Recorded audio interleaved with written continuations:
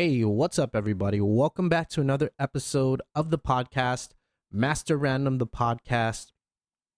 I am your host, Buata, and before I get into everything else I want to talk about in this pre-roll, I want to say that I don't I don't want you to donate to the podcast. The best thing you can do to the podcast, no money is needed, no money is necessary. If you are listening to this on the Apple Podcast app, go ahead and leave a rating and review of what you think of the podcast, of what you think of the episode that you listen to, whether it's one or multiple episodes.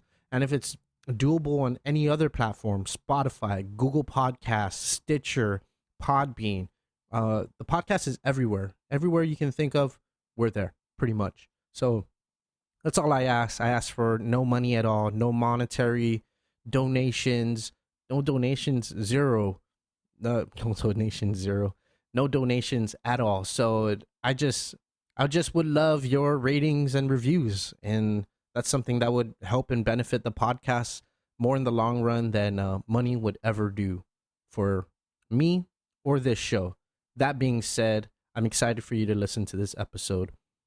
This episode is special for me just because, one, I get my close friend on the show.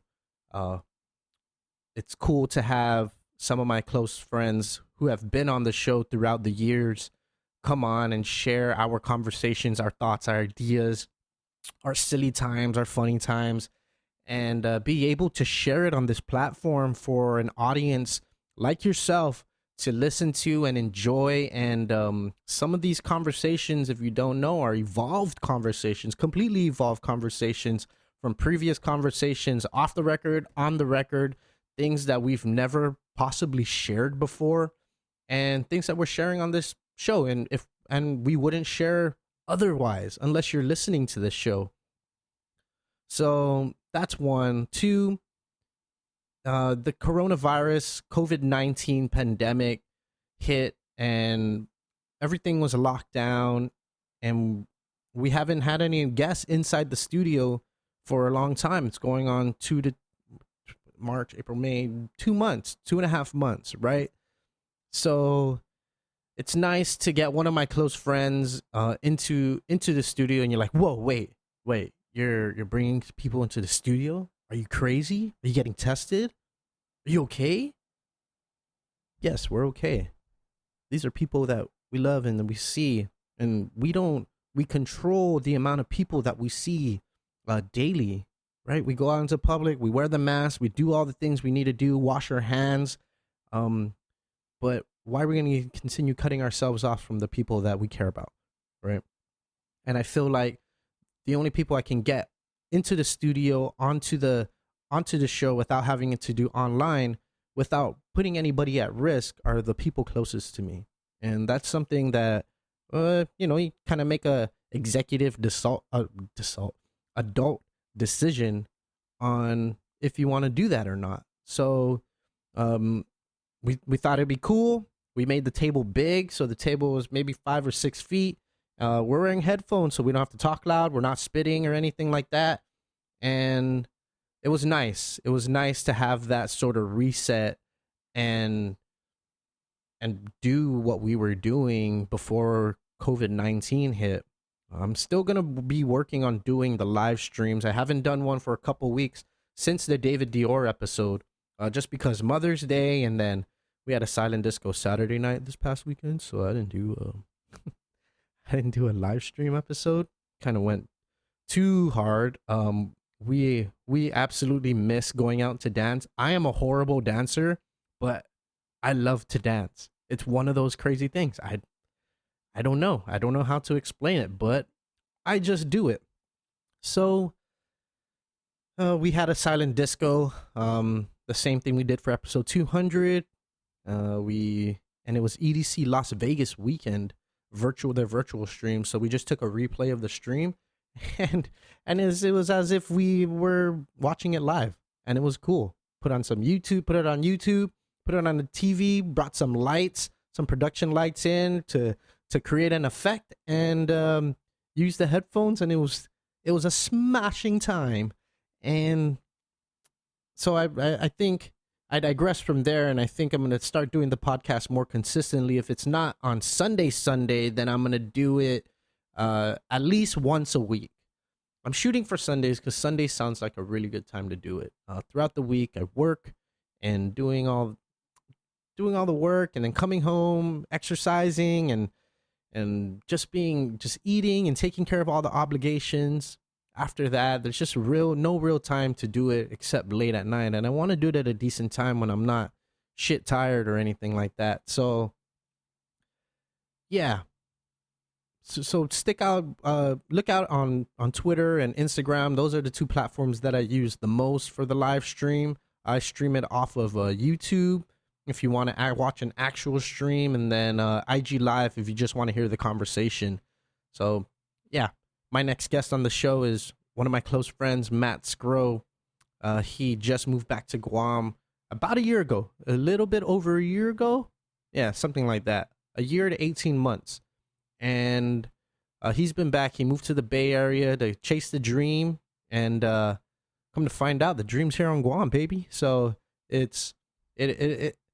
get to hear sort of how his story went and how his journey of going out there and living out in the Bay Area was for him, and some of the realizations that he made as things progressed for him as time went on. And I believe he was out there also almost 2 years, and it was a long journey and a journey well spent for him, and he's ready to continue living his life here on Guam and build his nest here on Guam, home, right? It's hard to stay away from this place, despite everything going on around us.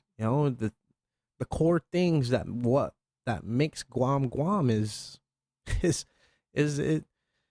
hard to deny. It's hard to deny it, and at least for some of us, right? And we're gonna find people, and no discredit to them as to why or the reasons why they live out in the States, but home is always home, and there won't be any place like it ever. And I'm sure there's people who uproot themselves from another place, and they go back to the place that they can say the same thing. So yeah, that being said, do what you need to do, and if it's to come back home to benefit the island, whether it's in your trade or your knowledge or your wisdom or your tenacity or your drive to improve things here or to make your life great here, do so. So yeah, enjoy this next episode with my good friend Matt Sgro. Check it out.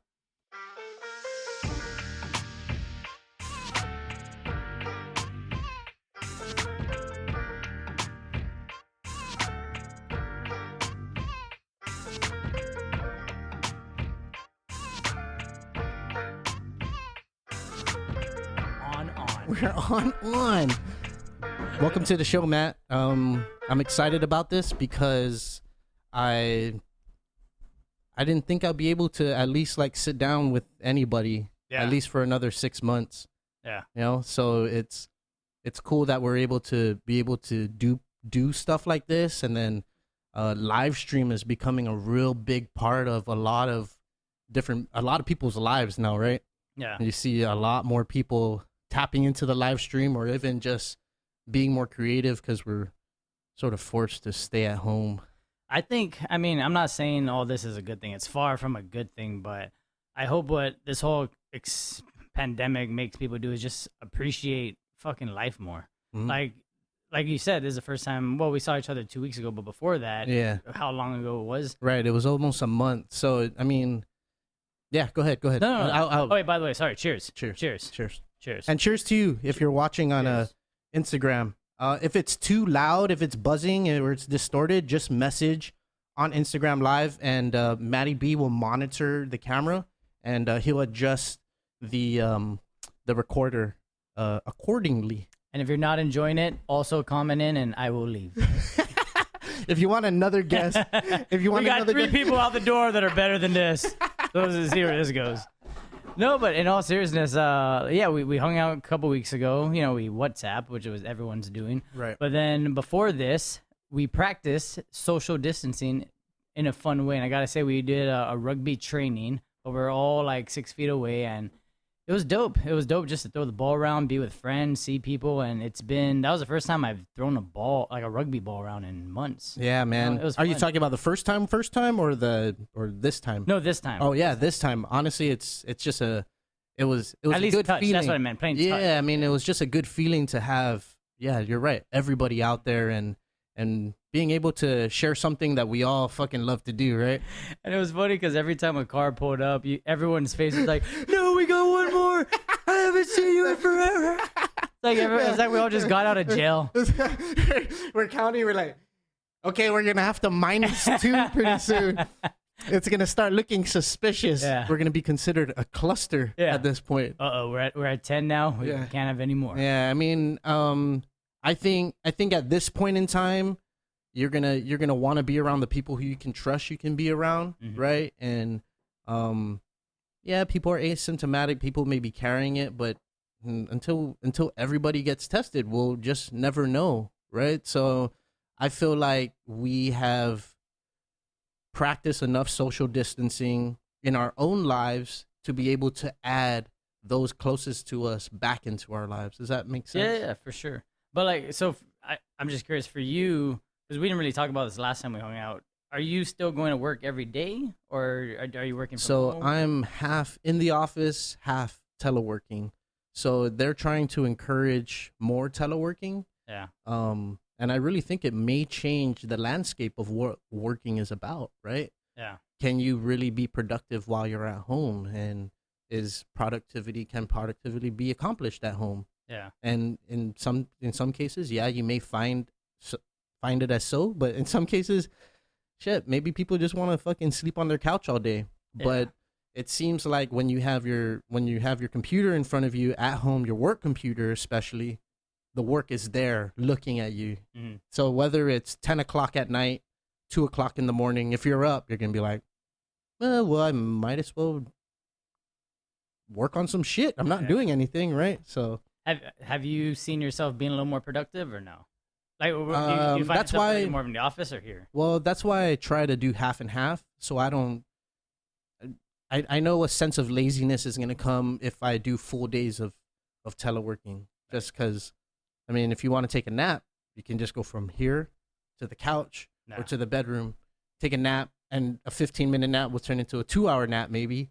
So, I mean, spending some time in the office and then spending some time at home, kind of balancing it out, but still kind of practicing limiting the amount of people that you're around in the office too. I mean, luckily for me in the office, there's only 2 of us. Yeah. So, and we're blocked off by maybe 3 spaces, right? So... Something I've been doing in the last 2 weeks that I've never really, I mean, I've kind of done before when I was in the States, and like, you know, you go to a coffee shop and you work outside and it's kind of nice, but it's still like busy, right? But in the last 2 weeks, and I saw my Now was doing this next door, so I tried it out, and dude, I loved it. So the whole working from home aspect, I mean, I could go on and on about that. For me, it's been a lot more, I see myself being more productive. I get things done quicker, and then I can move on to like stuff I actually enjoy or things that I could do around the house, like yard work. But what I've been doing that I noticed he did was you could still work from home, but if you're getting cooped up being inside, you just brought a simple table outside, threw a cloth over, and you're doing your work from like whether it's your balcony, whether it's from outside. And it's something about when you're staring at a screen too long and you're inside, you need to walk away, you need to go in here. But when you're outside, right, it seems like the walls are coming in closer a little bit, right? But when you're outside, it's just kind of like you take a break, you got fresh air. And to me, I feel like that's more of a kick than like another cup of coffee or going to the other cubicle or whatever and talking to someone else. You know what I mean? Right. Yeah, dude. I mean, I'm a very, I like to be social, right? So just the fact that when I'm talking to people, I have this mask over my mouth, over my face, and I'm just like, it's not the same feel. I mean, even for a while, I had hesitated doing online, like, you know, online live streams. And then I did one last week, you know, and it wasn't as disconnected as I thought it was going to be. But, you know, there's still sort of that energy that you can still pass on from person to person when you're in the flesh. Yeah, right? you can't ever take that away, or you can't ever That's what I'm looking for. Like, you can't do anything different from that. And what I'm trying to say is, like, for example, someone told me that eventually the handshake is gonna be something of the past. I'm just like, that's stupid. Like, I hope that doesn't actually happen. You know, where people are like, I've predicted the end of the amen. the end of the almond. Yeah, Oh. like amening your elders and Yeah. stuff, I no. like kissing on the cheek and Yeah. stuff like that. I don't know, man. Well, it was weird because the first time I saw my I've never grandparents- waved like this, like Yeah. hey. Corona, Corona, Coronavirus. Corona. I'll No. just blow kiss you. But like when I saw my grandparents, and then when I saw my lady's grandparents, like I didn't know if it was more disrespectful to almond them or to go like this or like what I had to do. So Yeah. it was I do weird. I do the air nut. It's the from afar, like the small dab. yeah. It's like you know what. Yeah. That's funny, man. It's adaptation, right? Yeah. And when you boil it all down, it's humans adapting to social changes and world changes that are caused by stuff that are out of our control, right? So it's either we continue to be super worried about it, or we sort of open ourselves up a little bit more as the weeks go on, and there needs to be a sense of trust, right? I think people don't realize how adaptable we can be. I think some people that aren't used to change when it happens, because this has been like a drastic change. Like, you can't go anywhere, you can't do anything. I think it kind of freaks people out. But I think if you just kind of get out of your own shell, like, you'd be surprised on different things you might be interested in, different things you might try.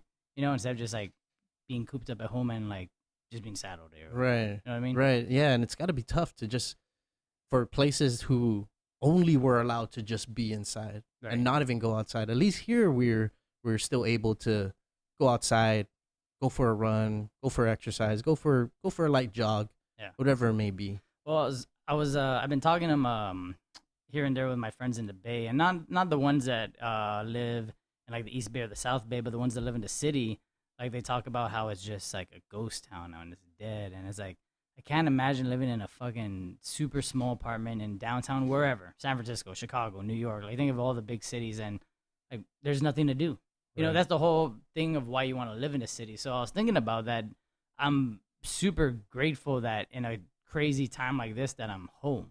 I guess what some people I feel like forget about, especially here on Guam, is like, dude, you could be in a lot shittier places in a time like this. Like, yeah, we need to stay home. Yeah, we need to be careful, but we're in a fucking tropical paradise.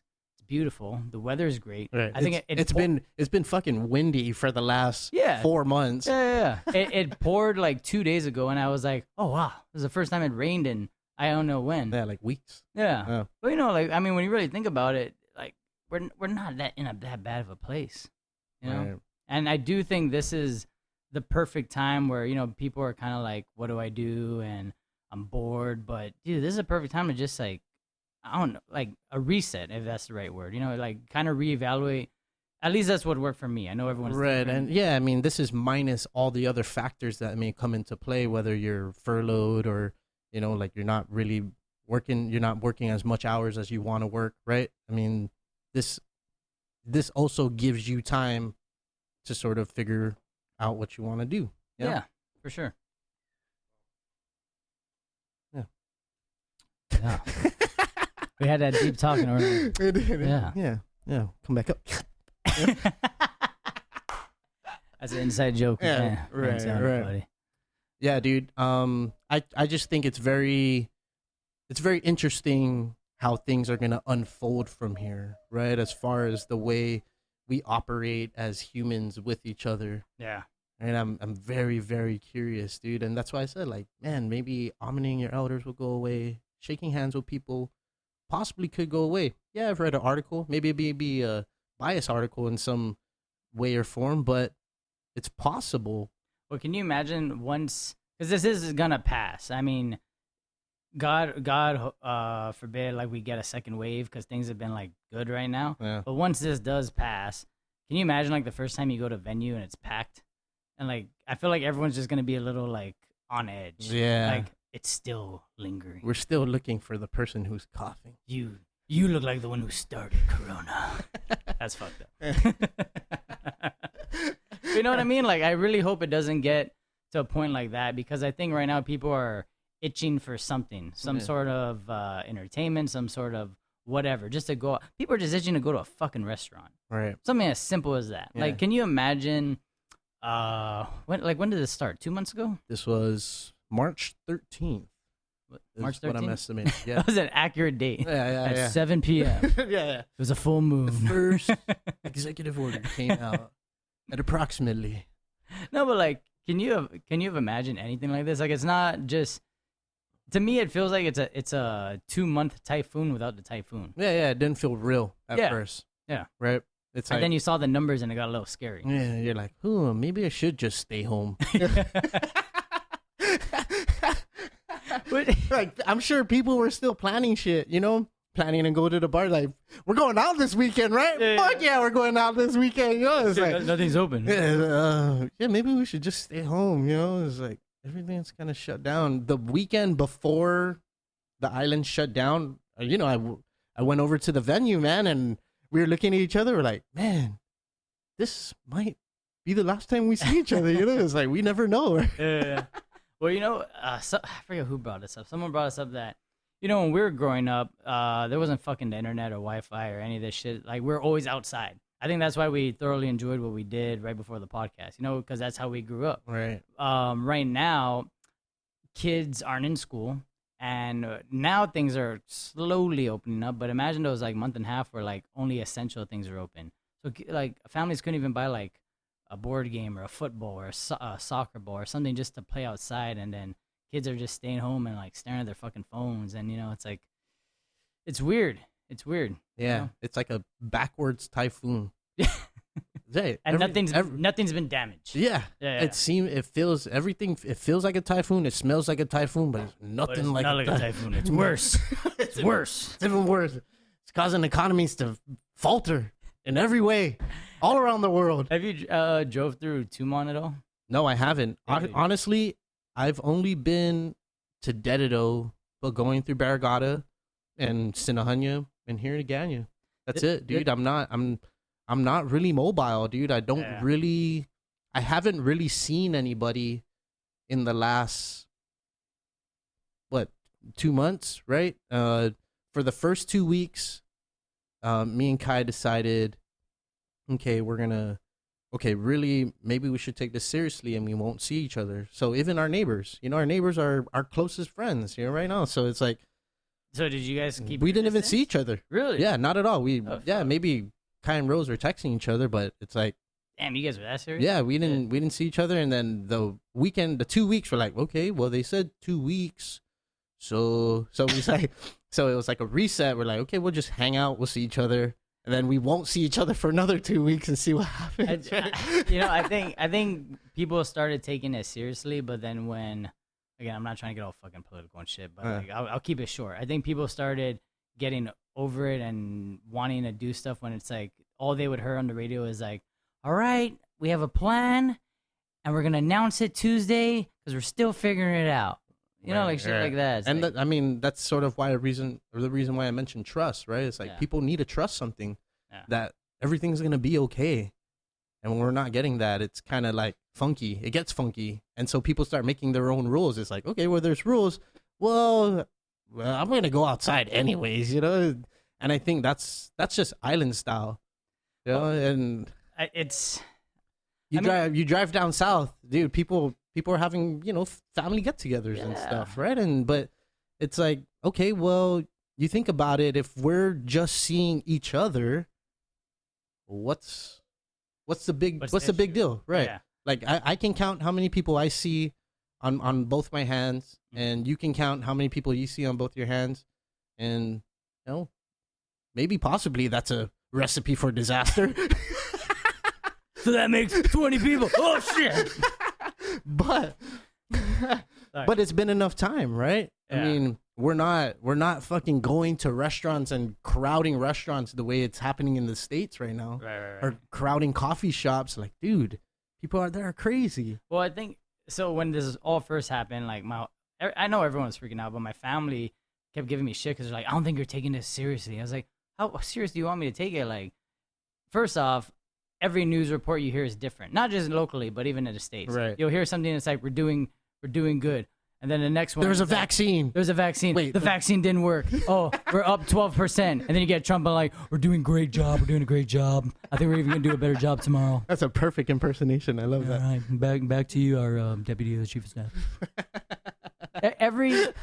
Every news report is different. So what I like to do is like, I don't want to say I don't believe the news, but everything's different. So if you constantly fill your shit with all these different sources, anyone's gonna get. Yeah, I agree. And the problem is we're taking in so much information. It's like social media is the new. We're taking in wrong information, right information, in between information, bias information, everything across the whole spectrum. We're getting it. Yeah. And it's like, okay, what do you believe? Yeah. Right? What makes sense? You want everybody, if all 2 people that are tuning in right now, you want to freak out right now? Hopefully there's more than 2 people. How many people? We got 3 people. Okay, all 3 people. No, but what I'm trying to say is like, if people saw this, they would freak out. Boo! Just shake my hand. Right? Is that fucking weird? No, it's not. No, lick your hand. Well, right. On that note, we're gonna bring in the next guest. Can we get the spray, the alcohol spray, please? I'm gonna be touching my face. But I mean, in all seriousness, in this, I know you're busy with work and the podcast and a couple other stuff. But has this quote unquote downtime kind of like led you to do or think of new things that you want to do? Whether it be expand podcast or whether it be like something different. I think this live stream is the newest thing. Yeah. You know, going on YouTube, going on IG live and just streaming, just trying it out, you know, and nothing more. I'm already busy at work. I'm busy enough at work. Yeah. I come home, we do these workouts, and then by the time 8:00 hits. Oh, thank you. Hey, we are practicing. We're not stupid. God, Matt's the fucking G. He just gave that to us because he's like, I don't trust you guys. Fucking booby licking his fingers. Here you go. Yeah, here you go. It smells good. Yeah, it's actually a really good, it's an isopropyl alcohol, biogenic, 70% solution. So they say anything over 60%, 65% is good. Considered good. Yeah. Is that local? This is, I think someone got this for me. Okay. Yeah, they gave it to me. Well, stop by our nearest Payless. You might find one. Right. $7.99 down aisle 3. And anything organic, Payless 1. Wear your mask. Right. So, creatively, not really. The time that I do spend at home, because we literally don't go anywhere. We go see my parents. We go see Kai's parents. Mm-hmm. And that's it. That's our day. And we exercise and we see you guys every once in a while. Mm-hmm. Right. So it's like, I just, by the time 10:00 hits, I want to crash out because I need to wake up, walk the dog. Kids are getting older because like it's 9:30, 10 o'clock, and it's like, yeah, dude. Yeah, and when I'm when 12:00 comes, I'm like, oh shit. Oh no, tomorrow's gonna be rough. Wait, do you still work like super early? I try to wake up by 5:45 so that I can walk my dog. Oh, just to walk your dog? Yeah, just to walk my dog. And I wake up at 4:30 to walk with my mom. Nice. Not the same thing. No. Sorry, Mom. I didn't mean to refer to you like long running. I mean, long walking with big strides, right? I've actually been really liking that because, have you always been a long distance runner like that? Fuck no. I hated running. I hated running. Even in sports, the only time I ran was I needed to tackle someone or someone was trying to tackle me, so I'm running away. Or soccer and you're trying to go for the ball. But in terms of long distance running, I fucking hated it. But it wasn't until, how do I put this? So when I was in the Bay, I got really into CrossFit, right? And then when I moved back home, I didn't want to do CrossFit anymore, and I didn't really have something to push me. I got tired of going to the gym and just lifting and doing a routine. I did the whole strength program for 8 weeks, and it's like, okay, cool, I gained 15 pounds. Right. Woohoo. Like, I didn't feel accomplished. Right. So I started running more, and I don't want to say I love it, but I've learned to actually enjoy it because it does test me and push me. Because when I first started running with my mom, I only did like, dude, once we got to a mile and a half, I was like, hey mom, so we're at 3 miles, and she's like, mile and a half. I'm like, oh fuck. Like I'm like freaking out. But now I could do 6 to 8 miles with her, and I feel great. Yeah. Yeah. So that's What do you think it is? Do you think it's just your genetics, just because she has been a runner for a very long time? I don't think it is that way at all. I truly believe, and again, this is just what I believe. Anyone could say different. If you want to listen to Matt's mom, she's on the Kick the Fat episode. Yes. 208.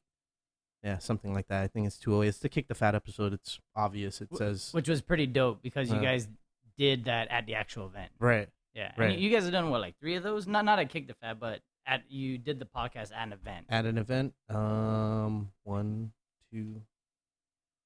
and then plus our own event. Yeah, 3. Like, what's your experience with live events? Not to digress, but I feel like I'm pretty comfortable with it. the live show was pretty fucking dope. Yeah, It was super fun. yeah. I had fun. Even the trade show that Jared Pastone's from the Native. It was like an art show or a fashion show? Yeah, it was the fashion trade show. Okay, and he I heard asked me to about do that. a live podcast, and T-ville helped me out with that. And fuck, that was the first one. And I always tell this story is that I was giving up on podcasting. Mhm. Like I hadn't done a podcast for maybe like a couple months. And I was like, maybe I just won't do it anymore. Mhm. And then Jared hits me up. He's like, "Hey man, you wanna do a live podcast at my show?" And I was like, "For real?" So I called up T-ville, made it happen, and dude, I was like, "Whoa, that was fun." Yeah. We had a listening station. It's not like the silent disco stuff. It was actually wired headphones that we bought at Ross, like $10 headphones, and people were standing there the whole Yeah. time. Because it was different. Yeah, No one, like, at that time, I can't think of like a live podcast on Guam. yeah. You know what I mean? Yeah. So, and then doing that and then doing the live show, man, that was a lot of fun. And I don't know if I'll do it at that bigness, Like, grand extravagance. scale, Yeah. Just because there was a lot going on. Well, that was also because it was your 200. Right. There was a lot of milestones being hit. So I was just like, fuck it, go for broke. Got me tired. And then I kind of just been doing podcasts intermittently that's why I'm only at year 214. 214? Right, and I hit 200 in August. Right, Yeah. so I just kind of That's just dope, been man. doing it. Work gets busy.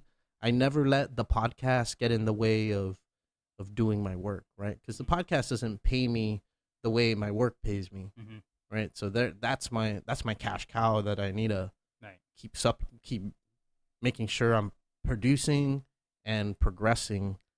Well, let me ask you this, because this actually kind of goes in line with one, what we are talking about earlier, and 2, when we were just talking about running, right? Right. So when you first started this podcast, were you comfortable? Did you feel nervous? Did you feel like you're out of your element? Like when you first started? I felt like I didn't belong. Okay. Right. Right. People would listen to it and say, "The hell is this guy? Who's this guy?" Yeah.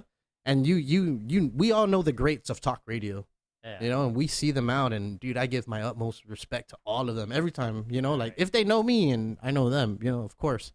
And they're just killers at it. And so when I first started doing it 5 years ago, I was like, shit.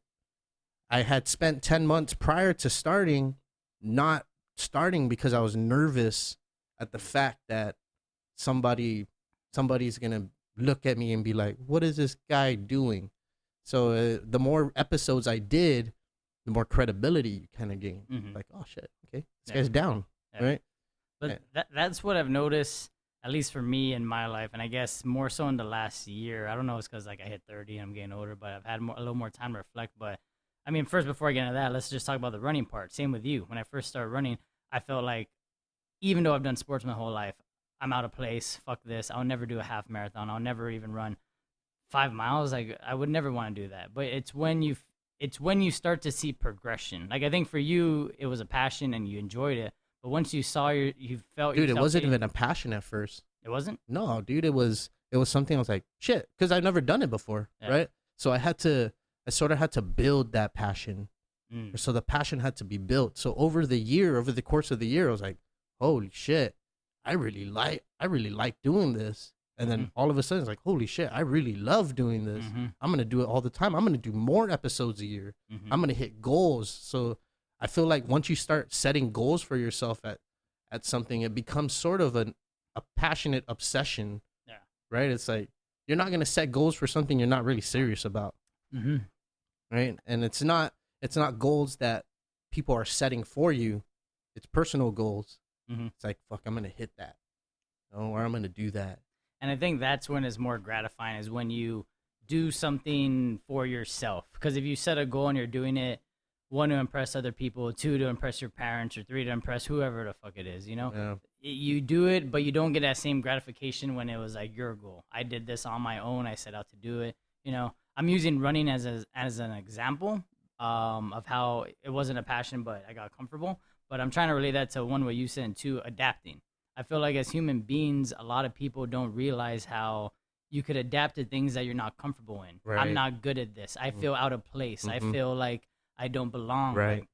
Like it's funny that you kind of hit the nail on the head with it, because that's the way you described this podcast.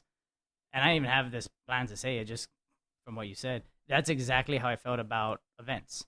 When I had no fucking idea what I wanted to do after college.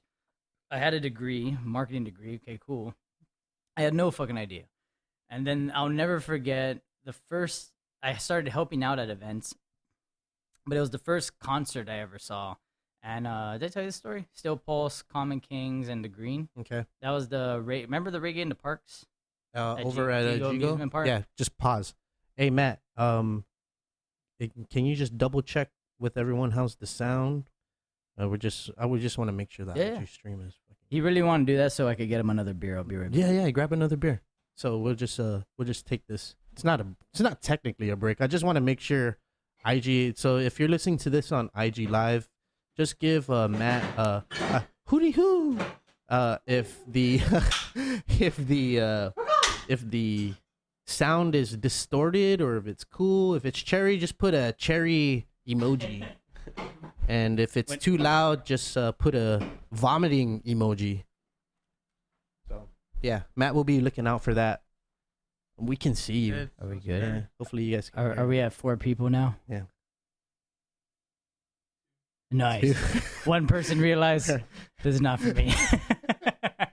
Not this guest. We're the solid 2. Hey, Marie and Guy. just our girlfriends watching. God, thank you for supporting us. Super supportive. Another funny thing is probably true. Yeah. So is the YouTube stream going good too? Yeah, if you're listening to this on the podcast right now, this is all new stuff, man. This is pretty dope. You always gotta troubleshoot during, and I figured in podcasts it's okay to just troubleshoot whenever the fuck you want, you know? And no one really cares. Yeah. Oh. Clearly. Touché. Sorry.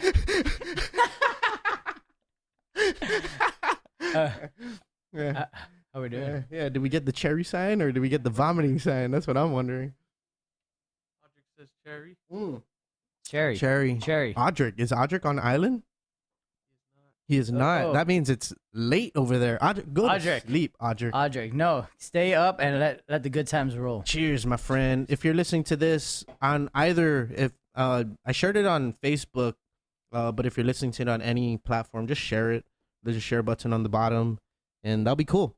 I'm trying to get used to all this live stream shit, bro. I mean, dope. I like for a long time, we had the video stuff set up, but we record the video streams, which I should say all the video streams are uploaded to YouTube. I just need to put descriptions, and it should be ready by next week, and you'll be able to watch all the video streams all the way back to episode 170 some. I believe we started our first video stream at 112.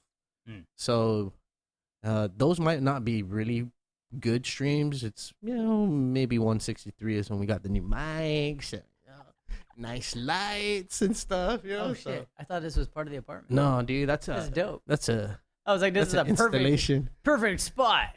Yeah. I like it. So, what were we talking about? Oh, so are we good? Yeah, we're We got good. We're good. thumbs up. We're, Okay. Yeah, we're good. No, so I was talking about how you were mentioning about like the podcast and whatnot. That's how kind of events kind of came into my life, where it wasn't a passion. I didn't really like it. Or, I don't want to say I didn't like it, but I actually would go to events or concerts in the States and in Guam and feel, I don't want to use the word anxiety, but I started to feel out of place. Like I got very uncomfortable being around a lot of people. But then the first time at that show, the Still Pulse Common Kings of Green concert, I was backstage and looking out. There was 4,500 people at Sgro Amusement Park, and it was the coolest fucking thing I've ever seen in my life. Just, I don't remember one fight at that show, and you just see a sea of people, like all different fucking ethnicities, ages, and everyone's just having a good time. I remember that show clearly. Good show. Yeah, it was a great show. I actually rode my skateboard from the traffic You're light always on a skateboard. Sorry. on the fucking road all the way from the traffic light down, because it's downhill going to that complex area. And From Dededo? yeah, so the Jigo Amusement Park, right? Yeah. Oh, okay, I see what you're So it kind of like slopes down. It's not downhill. It's kind of like a gently sloping area, piece of road. So yeah, go ahead. No. 4,500 people. I was just saying amazing that thing that's eventually what led me to want to do events, and even when I got to do events at like Google and like other companies, I still felt out of place. I still feel like I didn't belong. But it's through those times where you feel like, shit, I am good at this. I do belong. But more important, whether I'm good at it or not, or whether people think I'm good or not, I enjoy it. Right. I think that's the biggest thing is, at least for me before, I used to care way too much what people fucking thought. I wanted to do good things. I wanted to accomplish this. I wanted to act like I wasn't something else that people thought, just to prove to them that I'm not better, but prove to them that I'm like a better person, But I noticed more so in this last year, but even more in the last like fucking, I don't know, 6 months. Once I started stopped giving a shit. Once I started focusing on what I wanted to do, life just became great. Like I could honestly say right now, as fucked up of a time it is in the world, me personally, this is the best I've been. Like mentally, spiritually, emotionally. Like I'm good. Centered. I'm centered. Right. I'm fucking centered. I would always. I mean, I think we've talked about this before. I was always like, which was a good thing. It got me to places in life. But what's next? What's next? What's next? What's next? Oh yeah, man. We use it as a prime example every time. Yeah. When we did the Google tour. Yeah. Remember? Yeah. And we were trying these smoothies, and all of us were like, and you're like, you guys want to see the copy room? You know what I'm saying? I felt so bad. So when I was at Google, Boo stopped in the Bay. You're visiting your sister, right? Right. And we talked like maybe a week. I don't know what it was, a couple weeks before you got there. And I was excited because I wanted to show you the office. The office was fucking dope. Right. Honestly, the Google campus, as robotic as it seems, it's really, really badass. It seems like another world. Right. Yeah. It's you're literally watching a human cog system operate 24/7. Yeah. That's what I felt like. Like everyone was just moving. But that's what tripped me out was I didn't realize it until after I showed you and stuff around. And then I went back to my apartment in Oakland and I had time to digest. And I was like, fuck. I just rushed through that whole tour. I didn't really catch up with Boo and stuff. I just like kind of said, you guys want free smoothie? Check out this froyo. Let's go down this slide. How about check out this? Like pizza, coffee, take it. Ah! Everything's free. No, but I mean, how am I trying to put this? Whether it's like a I still had a great time. No, and I'm glad you stopped by. I'm glad I got to show you. But then the day, what that taught me was the whole go life, and even if you want to call it a glamorous job or a big company like Google, it could start to feel like a robot, Right. Like I got to the point where I was working 14 hours a day, and for what, And I think that's why I'm in a better place now, is because before I used to think that I had to be at the office for 10 hours. I had to be the first person at the office. I had to be the last person at the office. Was that the kind of mentality that was there bred into you there? No, Or is that something that you sort of goals, short-term goals that you put for yourself that you wanted to achieve these things while there? It wasn't even a goal for me, if I could be like completely honest. From college, actually, even taking a step back, even when I was at my first job as a bagger at Payless Supermarkets, every single job I've had, I've always thought I had to prove something to someone. I had to prove that I'm not just the son of the lady that owns this business. I'm not just the cousin of who owns this business. I'm not just the nephew of the governor. Right. I'm not just this. I mean, and then I got out there, nobody knows me. I accomplished it on my own, but okay, I'm so out of my fucking league. I got to prove this. I got to prove that. I got to prove that. And then I realized at the end of the day, whether you do something for 2 hours or 14 hours, if it's the same product, nobody fucking cares. Right. I used to think that I had to work 10 hours. I had to do this to show that I'm hustling. And maybe it was all the fucking Gary Vee videos that got me all pumped up. But God damn you. no, but so lately or more recently, and I think that's why I feel centered, is in the last 2 months I've finally established my own company. Right. And what I've realized is I know I'm killing it. I know I'm doing a good job, but I don't need to fucking put in 10, 14 hours, because what I did was I put in a year planning it beforehand. So that was really the fucking hard work. Now I could grind if I want to, but you really don't got to put in like a certain amount of time. Why are you going to kill yourself over something that you want to love, right? Exactly. And still do. Mm-hmm. And I've noticed I do my work, I have more downtime, and I'm just fucking happier. You know what I mean? So I know that was like a long rant, but I guess it's fine. I guess what I'm trying to say is that whatever you're looking at in life, it's very much what we're talking about. Like, me and Boo have been homies ever since, but I feel like our paths in life have taken us different routes, but the overall story has been we've adapted. Right. We've been super fucking uncomfortable. We didn't think we belonged. We didn't know if this would work. But once you start to see progression, it takes fucking time. Right. So, and I think that's the one thing I want to stress. And again, I'm not trying to make this an inspirational podcast. This is just us like getting together and chatting. But if there's one thing that I Yeah, because it's been forever. Feels like it. But yeah, man. If shit's hitting the fan, especially right now when there's not a lot going on and you're reevaluating your life, just know it takes fucking time. Yeah, for sure. Like, even this new business I'm starting, it's only been 2 months, and yeah, I enjoy it, but I know it's gonna have ups and downs. Yeah, you want to go into the details of it, and then we'll kind of troll off from there? So, the one company that I guess you could call my bread and butter, that is like how you described what you're doing right now. You have your military job that makes you money. Right. You still enjoy, you love what you do, but then it's the podcast that, would you say you love, or is your passion project, or how would you describe it? It's more passionate than anything. Yeah. Okay. So that's where I'm at right now. I have the one company that I started. I'm not even really trying to promote it because I already have projects there, and I'm good. Right. I don't need more projects, more stress, more money. A wise man once told me, a wise man. I'm a wise man. Wise man. I don't know why I said that. Told me. Really, it was my Niao. My Niao told me. And he is a wise man. He is a wise man. He is a wise man. The best thing I've ever heard was an organism needs to operate, and every organism has an asshole. That's it. That's what he told you? That's not what he told me. That's what I watched him tell a group of people who needed to work as an organism. Right. So someone needed to be every part of the organism that structures it, but someone needs to be the asshole. That guy is good at getting the fucking people together. Oh man, he is great. I love that guy, dude. And I've seen him coach, and I could honestly say him and my brother. I probably got to think about it a little more, but him and my brother are probably the best coaches I've seen, because I got to stand behind them and I see them in action. I'm like, holy shit! Like, I'm fucking pumped. Right. Put me in, coach. Right. I fucking suck at basketball. I'm ready to play. You know, I'm not basketball fit, but fuck it. No, but what he said was, I won't give the number, but he said, like, I make this much, and anything on top of that is just gravy. Right. You know what I mean? And I think that's where some people fall in the trap was. And I think I could have easily fallen in that trap, where it wasn't really money. It was just more. I need more.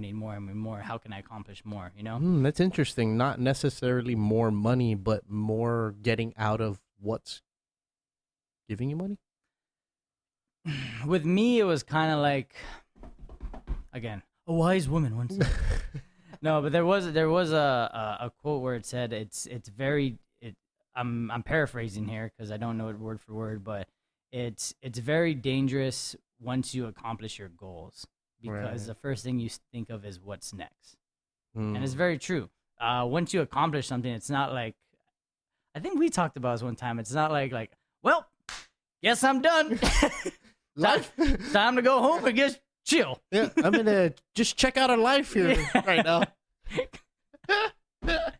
No, but I think that's been my biggest strength and weakness, I guess, or thing that's held me back was, I mean, dude, like not a lot of people know this, but I told you, I quit Google and I want to do firefighting. I want to do a totally new extreme. Right, like I did an EMT class because, Right.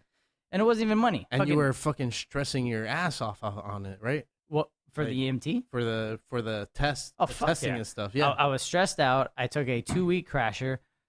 A week before that, I dislocated my thumb in a rugby match. I couldn't fucking wipe my ass. I couldn't hold the fucking soap here. I'm just like, what am I doing? So the whole right side of your body was just not clean. I mean, pretty much. But dude, like, imagine like you just quit something that was quote unquote your dream, Right. and then you're at a class where you have to like strap someone to a fucking gurney and move shit, and you're just holding it like this, Right. you know? So, yeah, what I'm trying to get at is, it was always that. It wasn't, to me, it was never money. It was always like, what more can I do? Like a year after TPI, as good as things was, the first thing I started doing was applying to jobs in Vegas because I want to do more. Right. You know? And I think that's why I'm happy now. And you really went like balls to the wall with it. You know, Yeah. with the video. made a fucking video. Right. Hi, I'm Matt Sgro. How the hell are you? Check out What did I'm you call doing. it? Elevator pitch. No, it is. Right.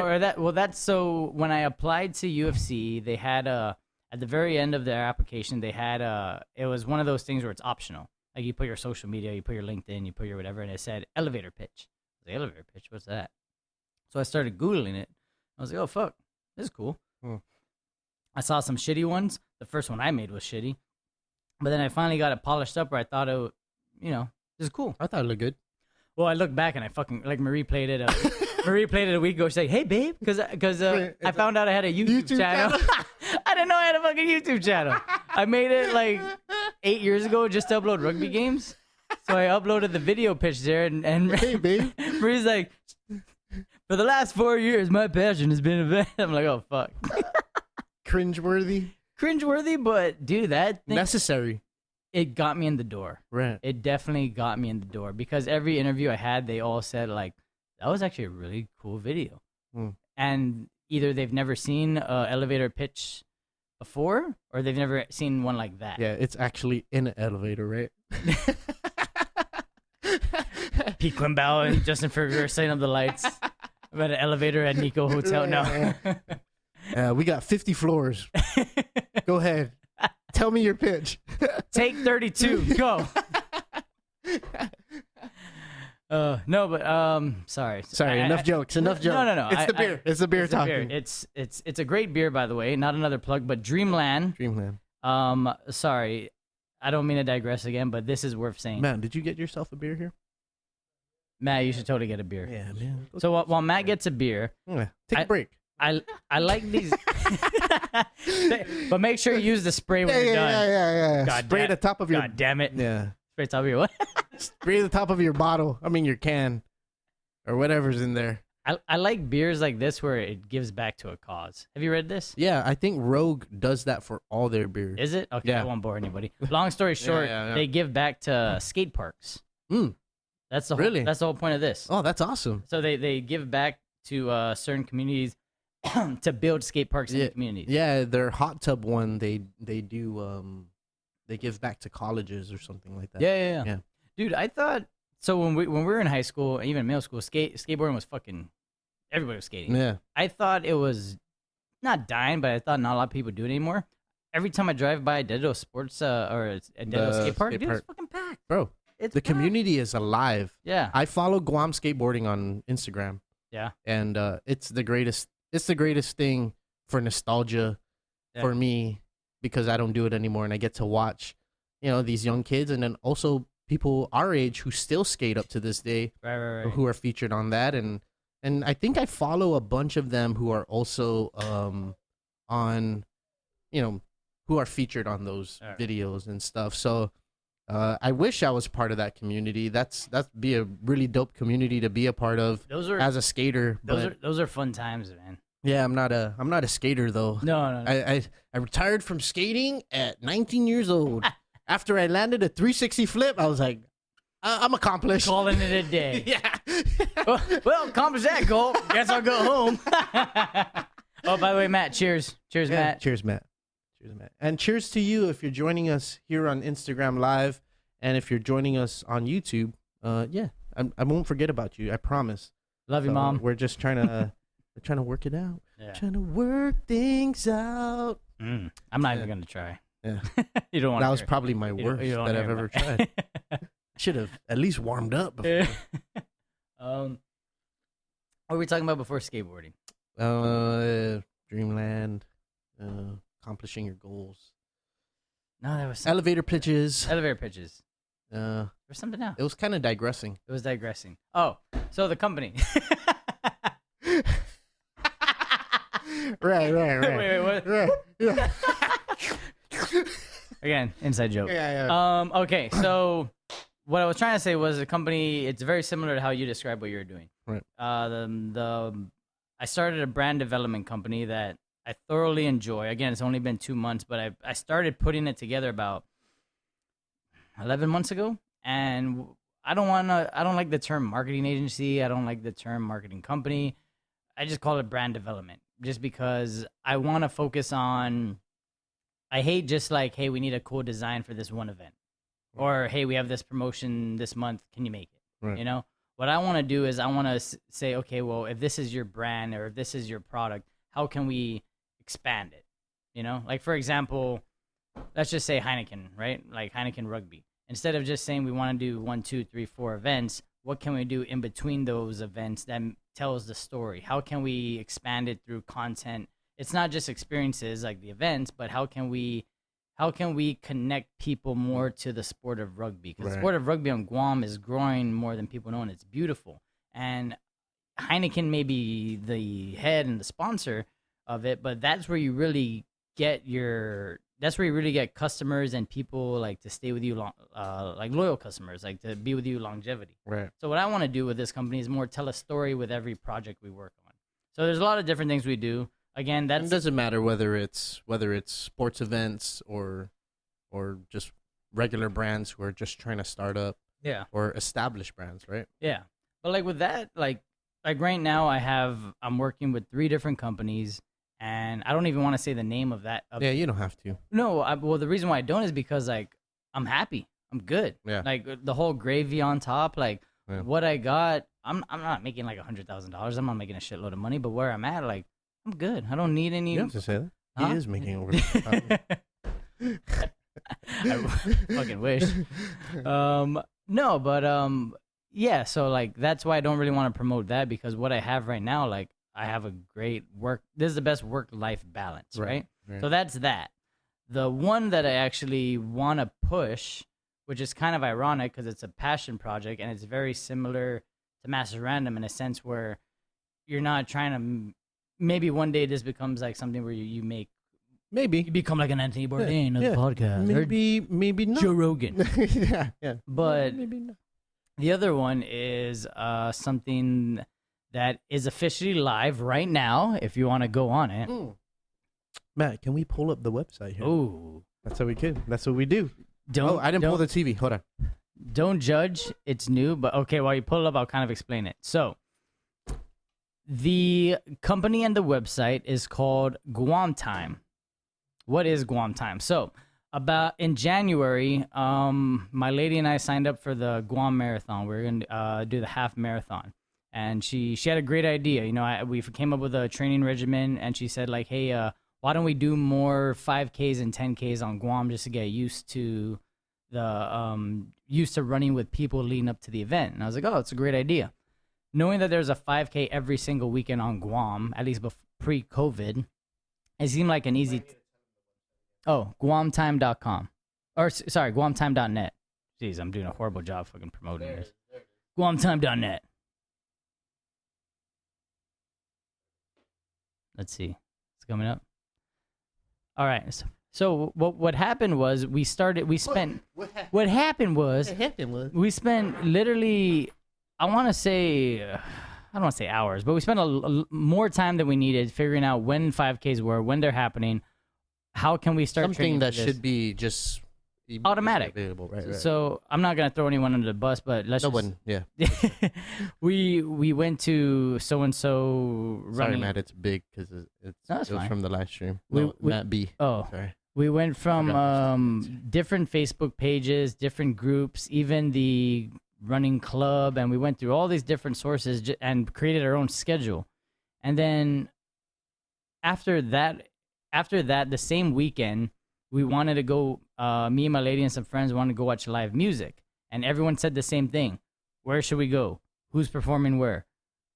What time are they at? Like, nobody knew what to do. Everyone wanted to go out, but nobody knew what to do. All we wanted to do is listen to live music. Right. So, long story short, when we were in our Japan snowboarding trip, I came up with this concept where what if we just had like a one-stop shop or a one site that had everything?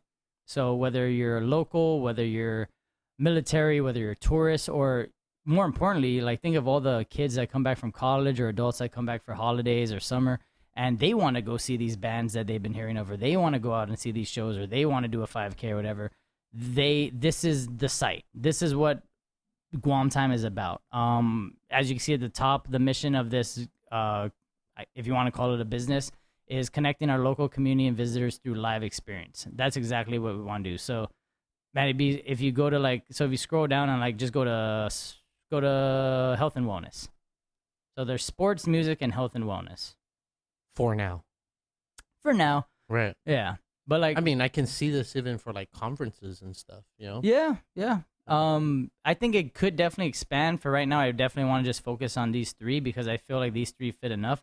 So for example, running, you scroll down, you'll see where the United Marathon is, and you have all these events leading up to it that you could train for, that you could plan for, that you could, if you have fitness goals, if you feel like you want to get healthy, this is the page you want to check out. A lot of people get a little mamala, like I don't want to go to a gym, I don't want to be around a lot of people, but this is a good source where you could go, and it has everything from family events like Conquer and Trench to self-care, wellness retreat. And this is just this part. When you click on each event info, it takes you directly to that page. So my goal for this is just to save people time and just to really bring people together. This is not me trying, I'm not making any money off this. I'm not charging any of these event organizers or companies. I don't even want to sell advertisement on this shit because I just want this to be clean. I don't want to see a bunch of ads pop up everywhere. I want to keep it very much along the lines of what it is right now.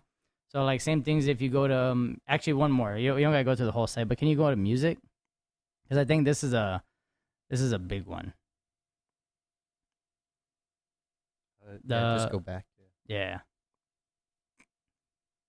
So this one was actually interesting for me. So obviously everything's closed right now, but once everything opens, my goal is I want to put under each of these band names, DJs, and whatnot, where they're performing. So for example, a long drive home, if they're at a band and ship every Tuesday and Thursday, it'll say that. But if you click on the artist info, it'll either take you to their Facebook or website. If you click music, it'll take you to their Spotify account or what have you. And for me, I always knew how talented musicians were on Guam. But dude, A Long Drive Home, I've heard of them, but it wasn't until I put this together. I listened to a lot of their shit, and they're fucking good. Yeah, they're super good. They're super good. I believe part of the members are from Flinch. Okay. It was very nostalgic for me because it reminded me of the music. That was the only genre I listened to during the skater days. Right. You know? Right. But them, Fat Tofu, a bunch of these guys. And then everyone hears about the John Dank show, but then those that live off island that have never seen them or don't hear all their music, you click there and it goes straight to their website or their Spotify. So again, this is not a plug. If this becomes something, great, but this is really more of a passion project for me. What I want to do is use this as a platform to exactly what the mission is: connect our community through experiences. So if for all of you that are listening or listen to this later, if you are an event organizer, if you are an artist, if you're an athlete, if you're involved in anything that falls in these categories, especially post-COVID, just shoot a message to info@guamtime.net. It'll be found at the bottom, info@guamtime.net. And all you got to do is say what your event name is, the date. Did it end? Yeah, just save the video. Go ahead and post the video. Oh, the live stream. Yeah, and then just restart it again. However you do it. There we go. Yeah. Are we still rolling? Yeah, we're still Oh, rolling. we're still Go ahead. rolling. Okay. No, but yeah, just shoot an email to info@guamtime.net. And again, this is a free service. It's really just something that I love events. I've always thought for me it's therapeutic, and I like to bring people together. And what I don't have the energy or time, or I don't even want to fucking put all these events together. But if I could get people to them, To go to them, yeah. like to me, that's like I can't think of any other way that makes me happy. Right. You know what I mean? So Yeah. that's Guam time. Yeah, I think it's a great concept. There used to be a site called Shoot Shoot. That's what a couple of people have told me. Yeah, it was put together by John Bermudez and Yeah. and Doug Chan. Mm. They were operating that. I kind of fell through, I guess, a few years ago, and they stopped updating. I'm not too sure what happened, but yeah, this is something that is definitely needed because now you can look forward, look ahead, rather than what's going on this weekend. It's like for people who do have families, right, and do need to plan 4 weeks or 2 weeks in advance to want to do something. This is a good good website to even just go and explore and different things. And that's our whole goal for this is whether you want to plan ahead or like you want to just have a spontaneous night out with friends. Like how Right. many times I'm sure where pre-COVID you guys are hanging out in the apartment area like what should we do tonight? Right. And I know maybe like venue or karaoke, but let's say like you guys feel like listening to live music. You just go to a site like this, Right. So that was my little I mean, spiel. it could even expand to the way Airbnb does experiences, right? So you have people coming on, and now they can provide experiences, their own experience, personal experiences, to like being on Guam. Like, mm, you want to go hiking? I'm gonna post that there's a hiking. We're scheduling a hiking trip on this day, mhm. right? It's sort of like Boonie Stompers, yeah, how they do in the newspaper, but now they can use your site to go be like, okay, and in that effect, you're sort of creating a community. So it'd be a good idea to, I mean, not to put any more ideas into your ideas, No, but no, it's no. like, maybe like newsletters and shit, of things that are coming up. They can, for people, a good reason for people to give their email so that they can receive this information automatically. Yeah, Right. I would love for this to, for right now, like simple, but if it did evolve into something, me personally, I think it'd be dope to hear other people's experiences. Like to your point, maybe along the lines of blogging, maybe there's a section there where it's Like a community. yeah, section. and people could write about their experiences on Guam, whether they're local or visiting, and what they thought of the event and whatnot. Mm. You know? Yeah. Oh, dude. Yeah. That's perfect. Yeah. So, I don't know. It definitely has a lot of room for evolution. Yeah. Right. I hope so. And at the end of the day, like I said, whether this turns into something or not, it's something that I'm excited about and I'm happy. And even if the two people listening right now are the only ones that go to Guam time, I'm cool. I'm happy with that. Yeah. Word of mouth here, though, is very powerful. For sure. Right? WhatsApp, even more powerful. Yeah. Right. And so I think it has a lot of potential to be something greater than what you're kind of putting it as, Yeah, right? yeah. I mean, for you, it's a passion project, but it's something that can be resourceful. And that's something that we sort of lack here on Guam generally, right? In general, it's like, fuck, where are the resources? How do we even find out about shit? Yeah. How many times have I come across something? I'm like, dude, I didn't even hear about this. Yeah. Like, what am I not following that prevented me from going to this thing or even casting some sort of interest into this thing. Right. There's nothing. Yeah. We have absolutely nothing. And you're going across the spectrum of things that are happening here on Guam, right? Yeah. I mean, it does essentially, if you want to sum it up, it's an event listing site, but what I really wanted this to be is to showcase what Guam's all about. That's the whole idea of Guam time. Right. Well, there's two different ways you call it Guam time. Guam time is, we all joke about, oh, I'm running on Guam time, so I'm running I'm running later, I'm running 15 minutes later, whatever, an hour. So this site is like if you want to plan something on Guam time, right? So you're running late. But the other part is I really wanted a site that showcases how fucking talented the people that live here are and how we actually produce pretty cool fucking events. Yeah. Really cool events. Yeah, I mean, keep your eye on the art shows, man. When things start coming around, dude. Yeah. I've been to some killer art shows, dude. And you just and that freak most people out. don't have live on Guam, and let's say there's been like they've done an art show 4 years in a row, but they've never gone. Right. You know what I mean? Right. So that's what I eventually want this to be, and especially for the music part. The part I like about this page the most is people could just click there and go directly to their page and listen to their music. Yeah. You know, instead of just like searching through whatever. For sure. And You know? and maybe another evolution could be the fact that more people are live streaming. Yeah. Right? It's like, fuck, what's there to live stream? It's Yeah. like a fucking TV guide. Yeah. Oh, actually, that's actually a good point. The first event is a live stream that's listed here. So I saw that. I noticed that. yeah. So if you guys, whether go back to music. whether you're artists or if you're doing yoga at your house and it's a live stream, I mean, we're happy to still promote that as well. So send it over to us. I know everything's still like on hold and things are changing day by day. But if there's anything you want to promote on it, send it info@guamtime.net. We're happy to add it to the site. Click on event info for the live stream. So this should take you to the EIF Facebook page, where they're gonna add the link to the stream Saturday. That's badass. Or the guys from EIF just shoot me the live stream video Directly, right? No. I was actually talking to Gia earlier today, so he said he's gonna send me in, and I'll hyperlink it here. Yeah, embedded into the page. Yeah. Damn, dude. Well, here, this is the last thing, and we don't got to talk about. I mean, even though it's like sort of, kind of been done before, it's like you're the way I see you evolving it, and just because I know the way your mind works, it's like, dude, there's a killer potential for this to really be a successful page, right? Where people are actually visiting it often and trying to find out what things are going on. Ladies' night over, right? Wet t-shirt night at.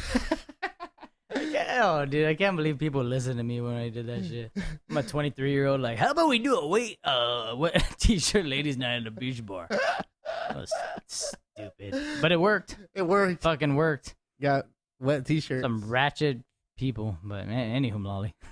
Yeah. But the main thing I wanted to, I guess, I mean, we can continue to talk about it if it leads there, but the one thing I want to end on this is, to your point, the concept, it's been done before. I've seen stuff like this in the States. I've seen it done even on Guam, to your point, but I felt like it was something that could be, and I don't want to say could be done better, but it's not something that's been doing right now that is a need. Right. So Agreed. If you got 100. if you guys are looking for like don't think too hard about trying to make the next big thing or something new. Just look for the opportunity. This is not rocket science, this website. I'm not even a fucking graphic artist. When I tell people I made this Or website, a web developer. not at all. But I did my research. Like I said, I came up with this idea in January. What are we at, May? And I just honed in. I did my research. It took time, but I mean, dude, like how many website software companies are there? Wix, Squarespace. Right. There's a lot out there that even if you're not a That's the only two I know too. yeah, exactly, because I'm not a graphic artist. Right, me too. But I wanted to do this on my own, just to kind of take pride in it, how you've done the podcast. For sure. you know? So yeah, that's kind of like, I guess, what's been going on in my life. Yeah, I think when people step into things, they make the wrong decision of that it's going to be the greatest thing they've ever done. Mm-hmm. This is going to be the turning point. But you just have to do it, because if you go into something thinking that it's going to be the greatest thing you've ever done and it's not, and you're not getting the reception that you expected you were going to get or you thought you were going to get, it can really be a detriment to you wanting to keep on doing it. Mm-hmm. Right? I think that's the biggest thing I've learned, is because before I was very heavily in social media, and if I posted an event, I was used to like some events getting like 300 likes and all these comments, and then if like I did a post and it got 17 likes, I felt like, oh fuck, like I felt like it was a dud. Or if I posted my personal thing, it was a dud and it was stupid. But then I realized, who gives a fuck? It really, dude, it Who really doesn't gives matter, a dude. Fuck? I posted a sunset picture today, and it got more likes than some of the fucking regular posts on podcast releases that I put. And I'm like, all right, well, I mean, that's cool, but is that something I need to do? But it's not something I'm really focusing on. My life doesn't sort of depend on the success of the podcast. Right. I've been working really hard the last 10 years trying to create my own success as an engineer. And that right there. Say that again. 10 fucking years. 10 years. 10 years. In 10 years. So if it's something that you like, and if it's something that you really want it to be something you do for the rest of your life or every year for 10 years, it's going to take time, it's going to take work, and it's going to take fucking patience. Yep. I really feel like, and I'm speaking from experience and from what I've observed in the States and here, people are so, if it doesn't happen now, or if it doesn't happen within 2-3 months, I'm a failure. Right. This sucks. I made a wrong decision. Right. Fuck this. Because I've been there, but anything that's good takes time. You have to experience failure. You have to experience no one giving a shit, you know? Or feeling you're not worth Yeah.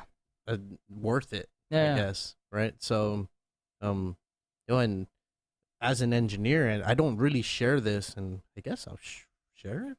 Share away. Master Rand. Yeah, I don't really share this, at least on my engineering career. It's like I've spent so much time trying to become an engineer, a licensed engineer, and I finally got it to a year ago. Yeah, I finally got it a year ago, Remember and people usually get their PEs at like 24, 25, right? 26. I'm way behind the curve, right? So I see fellow engineers and friends who are also engineers who are ahead of the curve in me, but I never let that deter me from my goal, from my path that I'm creating. Right. That I see someone get their PE, it's like, shit, congratulations. I'm not there yet. I didn't study hard enough. I failed it twice. You're right. Did you? I failed. I didn't know that. I failed the PE. I failed the EIT 2 times, and I took it a third time. And so the EIT is the first step to becoming a licensed engineer. Oh shit. Right. No. So I failed it twice, and then I took it the third time, and I was like, if I don't pass it, then I guess I'm not meant to be an engineer. Yeah. Right. So I took it, and I also even took it like on the last minute notification. So I thought I wasn't registered for the test, but then the Pills board contacted me and they're like, hey, you're going to take this? You got to pay. I was like, oh shit, I'm going to take it. So I took it and ended up passing it. Right. Oh, okay. So dope, man. yeah, I passed it. And then I spent the next, so 3 years after I graduated college, I was already 26, got my EIT already. People already have their PEs. At 24? 25, 26, people are already getting their PEs. And that's like That's average? that's typical, Wow. right? I mean, if you're following the track, Right. So I never took the fact that I was behind the curve deter me from what I needed to do. So I spent the next 5 years till I was 31, and I finally got my PE. And I took it once, and I failed it, got really discouraged, didn't take it for 2 years, and I finally studied. I was like, okay, I'm gonna spend the next 9 months studying. I'm gonna cut off all my friends. I remember. You remember that? I remember you saying I left all my WhatsApp groups. Yeah. You know, didn't hang out with anybody, Yeah. and all I did was study. This table was like this. Maybe did a podcast here and there. You would study here. We would study here, Interesting. and for hours. It was boring, dude. I didn't want to do that. Yeah. October came, took it. I found out I passed the test. I actually shedded a tear, when I Yeah. passed it, because I was Right. like, fuck, all that work.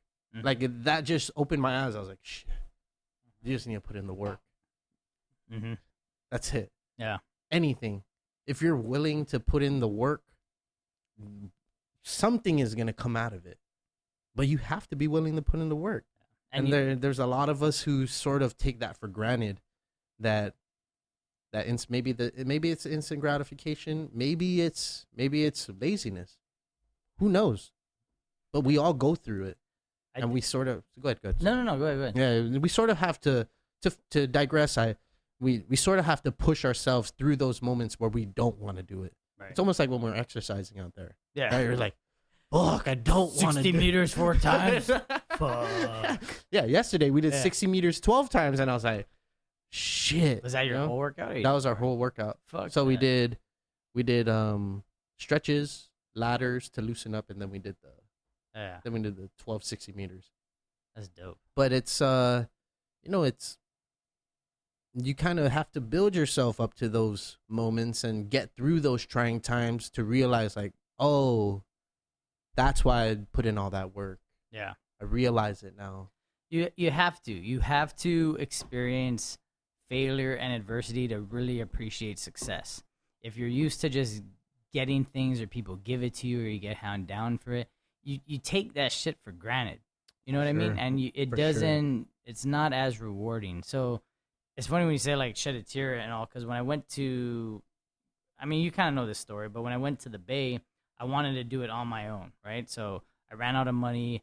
I got a job at a beer garden. I remember. I hustled for 7 months, and it was, dude, I got turned down by every fucking company. Every company you wanted. Every company Yeah. I wanted. I did get job offers, but I'm like, I didn't fly all the way out here to work for the San Jose newspaper company, or for it was a marketing company in some random place that the clients they had were like, oh, I'd be selling telecom. Mm. I was like, I don't want to do this shit. Yeah. So,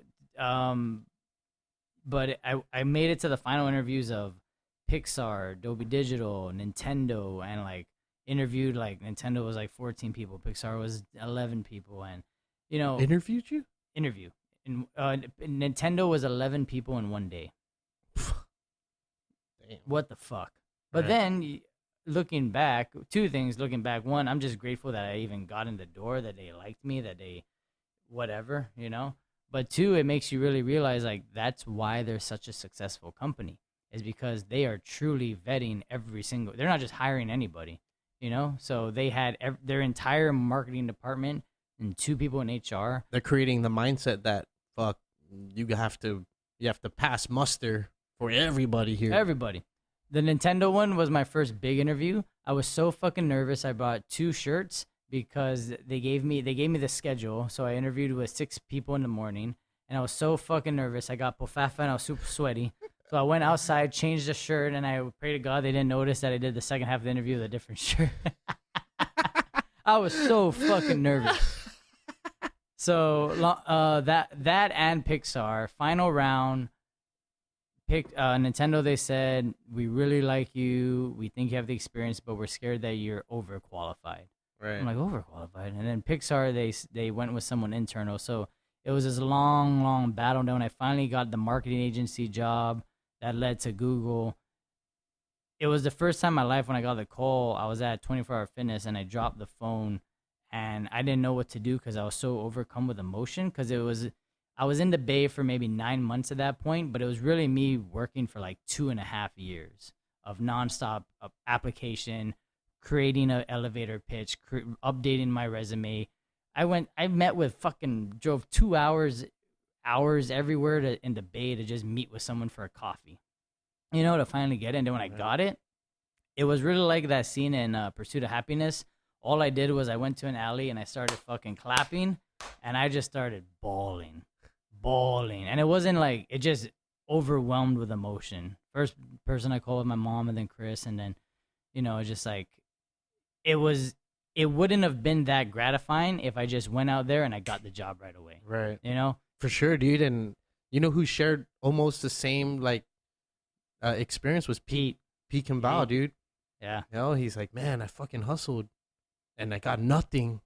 And when I finally got my dream shit, he's like, dude. I'm proud of that guy, man. Yeah, Pete, dude, me shout too, out dude. to Pete. Yeah, for real. I gave him the same advice someone gave me out there because I saw how he was when he first got out there. Yeah, he said he went out hardcore, right? It was exactly how I was because Yeah, listen to that podcast with Pete Kimball. It's really It's a good fucking, it's really, really good. Did you have him on dude. twice or one? I had him on twice, but I had him on recently. I thought the second one was better. The second, Not better. Well, but the like, first it was one, really good. the first one was before he went out there. So you should listen to both because Yeah.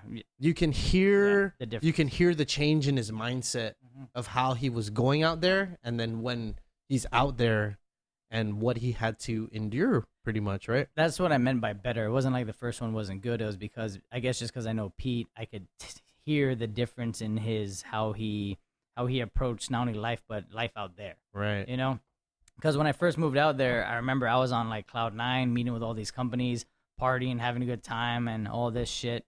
And then someone told me like, man, just so you know, like it's exciting, it's new, especially because you're coming from Guam, but it's gonna get tough. It's gonna get tough, and just don't quit. Don't quit. I'm just like, oh yeah, but I got an interview here, and I'll be fine. I'll be Don't worry, good." dude. Yeah. Don't worry. No, it was a lady. It was a nice lady, nice old lady trying to give me advice. And then, sure enough, it was fucking rough. My lady, who, dude, she's been my fucking rock. Shout out to Marie Pelkey, but she gave me that Dr. Seuss book, like all the places you will go. Okay. As lame as that sound, that book is some real shit right there. Take a look at that book. Oh, the places you will go. Have you heard of it? No, I haven't. It's like the book everyone should give their fucking kid right before they go to college. And she, right before I went to the Bay, she said, "Go chase your dreams. Go do you." Me and her went our separate ways. Thank God we came back in each other's life. But when she said like go do you, she wrapped that book, and I opened it on the plane and read it, and I was just like, oh fuck, I just left a badass woman. Yeah. Fuck. She mind fucked you. Yeah. Oh, the places you will go without me. Good luck. You're gonna have a shitty time out there. Parentheses. Yeah. Without me. I love you, baby.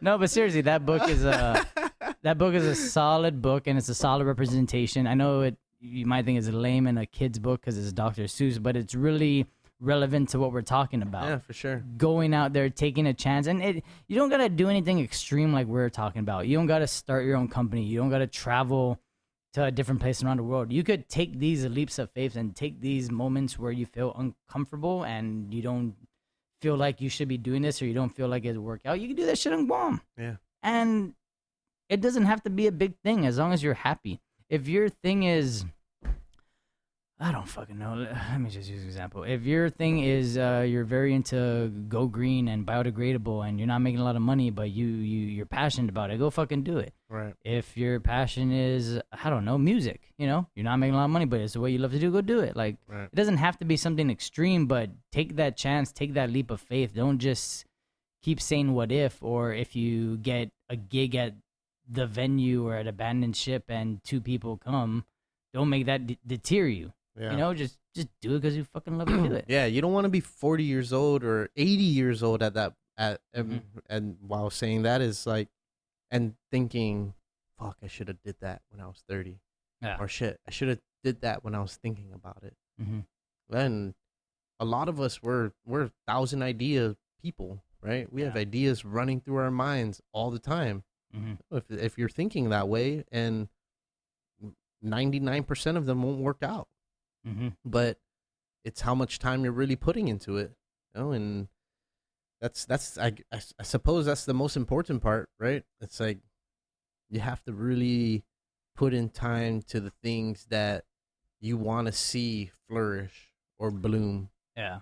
And I know whoever hears this are probably like, oh, that sounds easy, and like I wish I could do something like that, but a lot of times with these failures, we talk about all these times we failed, and I don't know if it's the same with you, but for me, I haven't really been that open about it, but I feel like I said, I'm in a good place. I don't really care what people think. Like, when you do fail, you will experience times of really dark times and depression and this Yeah. and that. And And when you hit depression, you don't really know you're in depression, no, right?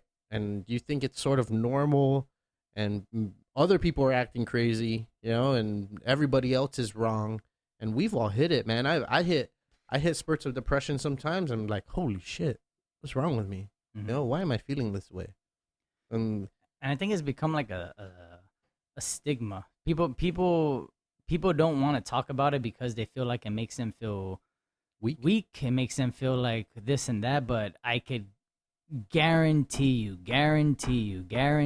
that some of the most successful people in the world, not all of them, but some of the most successful with the most money, aren't that happy. Right. Some of them, and I've seen it out there. And that's why I said, like, where I'm at, anything else, it's gravy. I don't need more, because I've seen people with a shitload of money who don't see their kids, who travel the world and do all this stuff, and they don't have good lives. Right. So it's not all about chasing the money. And if you do fail, even if you get down, don't feel like that's it. Right. I think I've definitely, there's 2 times in my life I hit worse than rock bottom, like worse than rock bottom, and it was more Like water table. like I don't know what that was. I don't even know what that sound was. I feel like you were in a cave blowing out air as water was filling it. Matt, what do you think? Is that Matty B?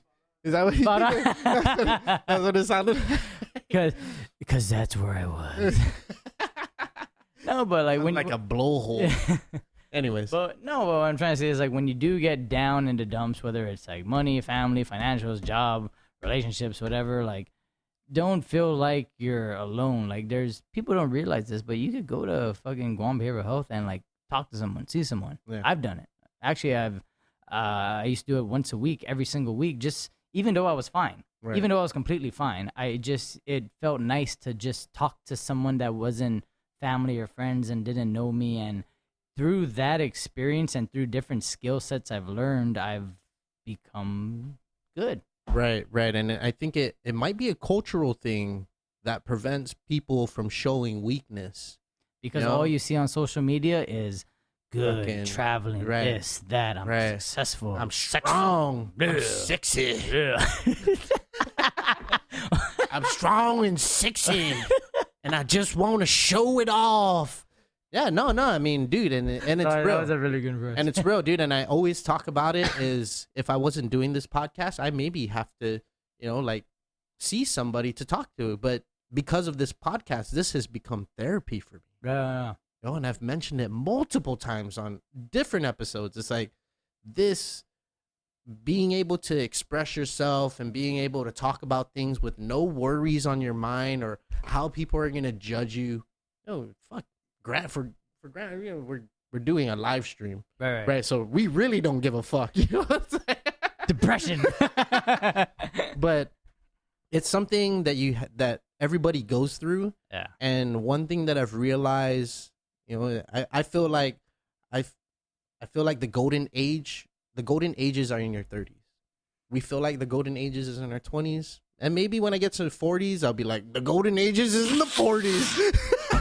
And then you get to 50s, it's definitely not in the 50s. Oh, damn, it's definitely not in the 50s. I'll tell you about that all day. I done fucked up. But what I've learned in doing this podcast and it being therapeutic for me, Mm-hmm. and a sense of therapy for me, is that happiness is a perception, right? You're gonna perceive happiness the way not the way your eyes are seeing it, but the way you're kind of transforming it in your mind, right? So if you see someone else is happy and they have a nice ass car, maybe bitches everywhere, money falling out of their pockets, maybe you think that's what happiness is. But how do you know they're really happy, right? It's a perception. It's all what you really perceive what happiness is, and you can create your own happiness. Well, But we can't get comfortable in what happiness in happiness, because happiness isn't consistent. that's the scariest part right there. Not the scariest, I'm sorry. But it's a issue I've seen more lately that I experienced before, was when you're comparing yourself to other people. Bro, dangerous, you, bro. You see that person has this, you see that person has that, you see that person has a better life. Like I remember people saying like, "Oh, I wish I could do what you do, and I wish I could go out there and do this." I was like, "Why? Like your life is fine. You have this, you have this, you have this, you have this. Well, like what why?" And that's what I've realized more is like, I don't need to be living in a city. I don't need a big job. I don't need a shitload of money. Like I have an amazing woman. I have a house over my head. I have food on the table. What more do you really need? I have amazing friends. I got great families. I mean, I don't want to say I've hit every goal, because there's definitely more goals I want to hit, like such as Guam Time and the other company I'm doing. But the basic needs of being a human, right? you know, and maybe it comes with age as well. Some people don't. I know some people who are under 50s that are still in that loop. Like it's like a donut, and in the middle, you're never full. Right. You know, you have everything, but you don't realize it. But you're empty. But they're worried about the long toe. Right. The long toe? Yeah. Is that Matt? Do you know what the long toe is? Yeah, you know when they say. Sorry, I mentioned donut. You said long toe, and he lost me. I think it's the beers talking. Okay, It's that the long toe is brought to you by Rogue Dreamland American Lager. The long toe. when the pointer toe is longer than the big toe, right? Oh, that's like mine. Yeah. Yeah. Well, you know, I mean, it's like, it's like the long toe. You kind of look past it. You know? I'm gonna look into this more after that. Okay. We might have to talk after this. So, about the long toe. Okay, go ahead. I've definitely had. Where did we were talking about something before that, donut in a hole. Yeah, donut in the hole. Oh, happiness. Happiness, Right. yes. So instead of chasing what's next, like for me, I'm very much like, this is what I want to do. And I think even though I see like my brother and my cousins like stress the fuck out about that, like, dude, I've actually like really feel like family is what's next. Like that is what I feel like the passion that I've put into like work and seeing the world and trying all these new things with work and whatnot. Like I can only imagine when I have like a little me, whether it's a boy or a girl, like that's just gonna be like overwhelming For sure. you know. So I don't know. We are at that stage though. You I know? mean, I hate it when people say that like you're at that stage. I feel like it should happen when it's the right time to happen, because when you say it's at the right stage, if you're with the wrong person, then that could lead to bad things. You know what I mean? Not to get all deep and shit. Right. But you know, God willing, I feel like I got the right one, and we'll see what happens from here. I feel like my sperm works pretty well. The coloration is pretty good. The big toe is ready to rock and roll. But I mean, so I guess to sum up everything we're talking about, it's just you got to go through adversity, you got to go through failure, and you got to just be uncomfortable. Being uncomfortable has always led me to the greatest things in my life. Even when I felt uncomfortable, like even moving some back of the home. best times, dude. Best times. Wow. Best times. Yeah, dude, going to, it sounds weird, but even going to like, I know this is totally different, but even going to like Coachella or EDC or like one of these things for the first time, it was very uncomfortable, but it turned into like the best times. Going to the Heineken rugby, the Hong Kong Sevens. The Hong Kong Sevens. The trip we talk about every year that we never gone to. Yeah, back to. for the last 6 years. 6 years. Going on 6 years. Going on 6 years. And because of coronavirus, we're not going this year. We had planned to go this year, but we're planning for next year and France 2023 World Cup, because the Japan World Cup was pretty fucking epic. If you guys have a chance to see any type of World Cup, I know rugby was like a big thing for us, but I think just that atmosphere of like even if you didn't go to the fucking Just bringing game, the world together into one place. people all around the world. It was madness. It was amazing. It was amazing. Argentinians singing. You got the English just looking like fuck you. You got the French that no one likes in Japan. Everybody loves. And you got 4 brown boys walking around. At least we didn't look like Hong Kong Sevens. Yeah. Which wasn't bad. It wasn't bad. Right. Yeah. We had a great time. That was at our prime. Yeah. We might have a video about it, but we probably would never show it. Yeah. That video is not going to be on Guam time. I'll tell you that right now. Yeah, man. I guess just to, like you said, Come full just kind of circle. everything full circle, right? It's whatever you plan on doing, and with you doing passion projects or the cash cow and supporting that and keep on doing that all the way to happiness. It's just a sense of balance. And I always bring back the conversation I had with Jason J. That's another podcast episode. Is that one of the earlier ones? This is when I went to LA. Oh, okay, So okay. the one right before him and Joe. I thought that was dope when you would travel and do the podcast Dude, as you man, travel. Honestly, I really thought that was like, dude, those are the fun ones, dude. And I told Matt, maybe one day, hey man, maybe do a podcast tour. Yeah. This episode is brought to you by Guam Time. Hoo-ha! Hoo-ha! Hoo-ha! Right. Yeah, and yeah. So it's he said, I asked him, how do you find balance? He goes, I don't find balance. I'm constantly maintaining balance. Mm, You know? I like that. So you never settle. It's When you find balance, you never settle, because things go out of balance, and you just kind of have to adjust as you go along. mm-hmm. That's what life is. Constant adjustments.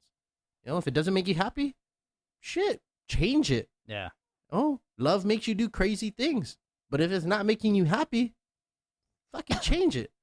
What's crazy how like some people, to your point, you're not happy, but people that have been at jobs for like 10 plus years that they fucking hate, but they just go to every fucking day because they think like that's the norm. Right.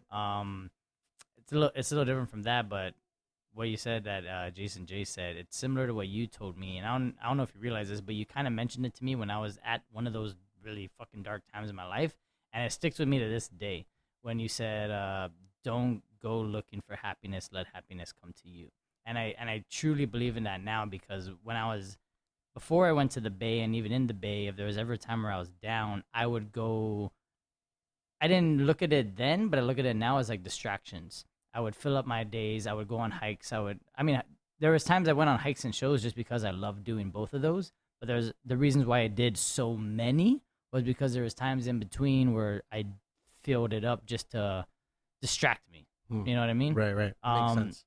But once I started just living, I noticed things came organically, and that's what made it even better. Yeah. Like, for example, I know you could say we planned EDC Korea, but I don't think anyone thought it would turn into amazing of a trip as it was. For sure. You know what I mean? Same with the World Cup. Same with a lot of even little things. Things with my lady, things with her family, things with my family, things with the boys. Even like, just random outings, right? just today. That we can't have. Just today. anymore. Yeah, Playing just touch- today. Just Dude, today. Playing touch rugby. Gosh. Yes. Just even that. Way to tie it fucking back in. Just today. Yeah, dude. I mean, I had just an amazing time today. Just seeing everybody come out. I mean, I've been doing this for 6-7 weeks, Mhm. and it's intermittently everyone shows up. You came a couple times, but just the fact that we had everybody who loves to play rugby there, and it's all our closest friends, and we finally get to see each other and hang out, and Mhm. And I hope that's what people get out of this whole dilemma, is just appreciating time more. Because even before the dilemma, like once I started to get just me being in, I'm just saying the word center because it does make sense and you said it, but you don't need anything else. You just need like this. Before I was always constantly looking at, if I had a great day, what's happening tomorrow? What's happening tomorrow? What's happening tomorrow? But I guarantee you, after I leave here after this podcast, I'm going to drive home. And even tomorrow, I'm going to be super appreciative of what we did out there. We were surrounded by our friends, playing the game we love, just throwing the ball around and having fun. Right.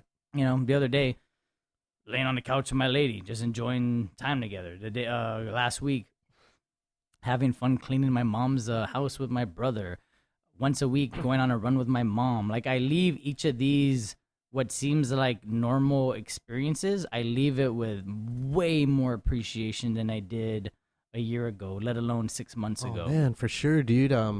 So since the quarantine happened, for the first 2 weeks we didn't see anybody, and then we started to go see my parents, and my sister's on island, so my parents are cooking dinner and stuff and inviting us up, and dude, we haven't really had time to even do so and sit down as a family to Right. to have dinner, and I'm just sitting there. I'm like, holy shit, these are moments that we need to like not capture with the camera or anything like that, but just capture in our minds and just kind of settle back and be like, dude, maybe these are things you'll never get back, and you have to live in the present. You have to live in the moment. Yeah, there's things going on outside that we need to answer and tend to, text messages, emails, whatever it may be. But if we're not living in the moment, what are we doing? I used to think that whole phrase like live today like it's your last day. I used to think it was super cheesy. Cliche?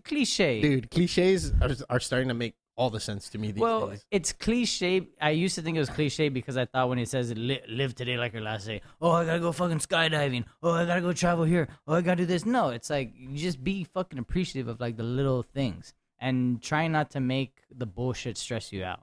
Like out there, I'm ashamed about it now, but I could talk about it. Like out there in the States, I would get in like disagreements and heated arguments at work because I'd be so like pent up about what? About a $1 million fucking event, a project. Like why is this bothering me? I should be more focused on like I'm living in an amazing city. I have a good life, Right. Like I don't want to say I wish I had the mindset I do now out there because it would still be different. Right. Like here, I'm surrounded by home and people I love. And there was reasons why you were going. There were reasons why you were going through those things out there in those moments, right? Yeah, but like you said, how when you said 10 years, everything that happened, even all the good, all the bad, everything from Seattle, before Seattle, being a bagger as a kid, I could go on about like my whole fucking what led to this, but it took a long fucking time, and I think that's why I appreciate it more because I can look back and it's like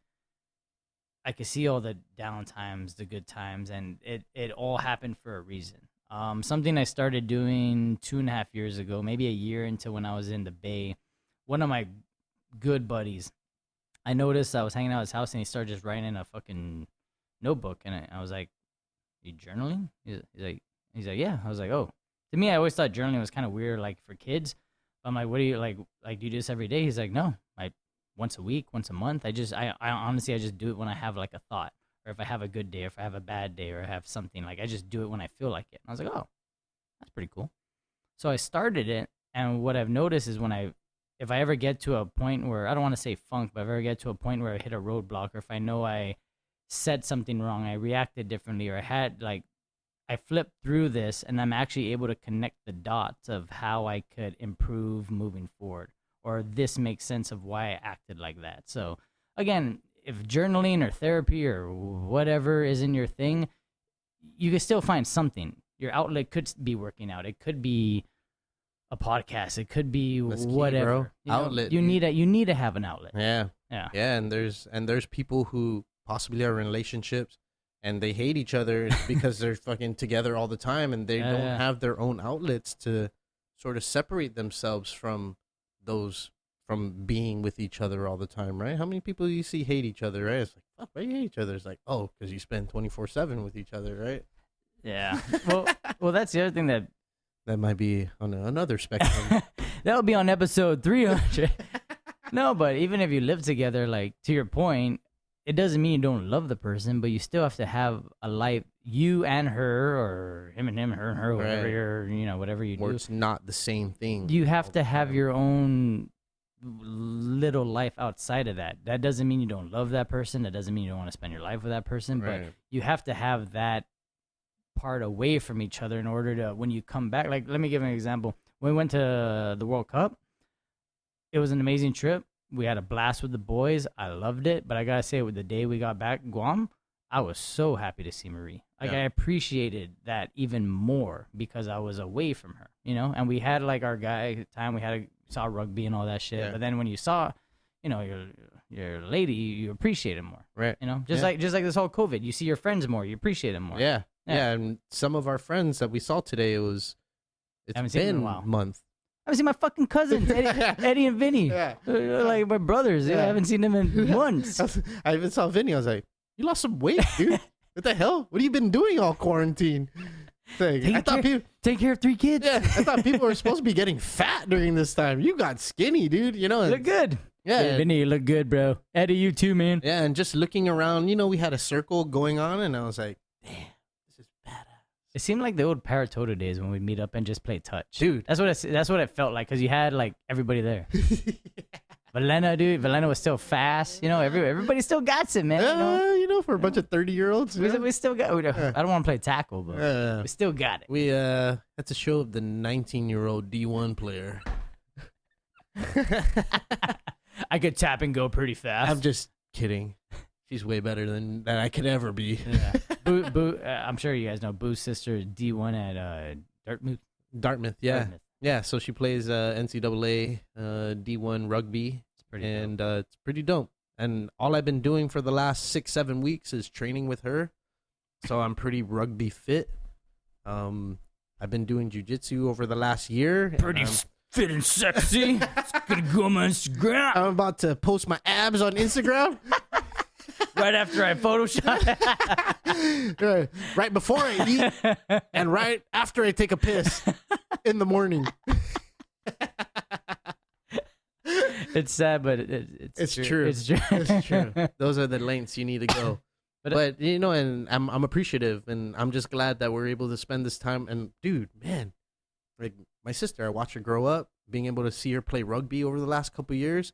I'm like, now that I know her time is limited here and she has to go back, I'm like, right, every day we got to do this every day. Yeah, that's pretty dope. Gonna skip a day every day. So it's been something that I've been dedicated to, just because I haven't been doing jiu-jitsu, so I'm not jiu-jitsu fit, and as much as I want to be doing jiu-jitsu, it's just not possible. That close of contact is, it's not acceptable, I guess, during these times, right? So, just working out with